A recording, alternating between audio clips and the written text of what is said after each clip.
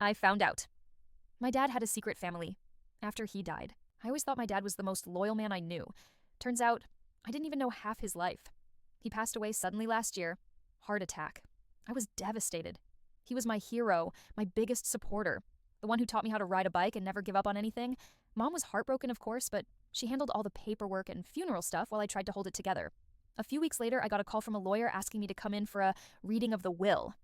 I thought it was weird since my mom was already handling everything, but when I got there, I saw another woman sitting in the office with two kids around my age.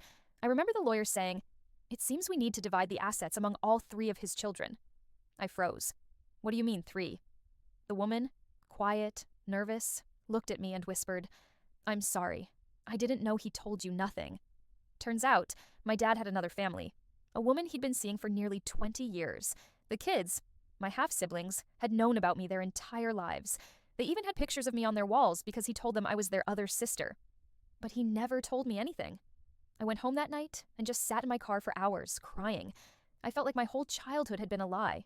How could someone so loving, so present, also be living a double life? My mom admitted she'd always suspected something, but didn't want to destroy the family. I didn't talk to either side for months. But eventually, I met my half-siblings for coffee. They were kind. They looked so much like him it hurt. We talked for hours. And maybe, in some strange way, I realized he was deeply flawed, but we were all just pieces of him trying to make sense of the wreckage he left behind.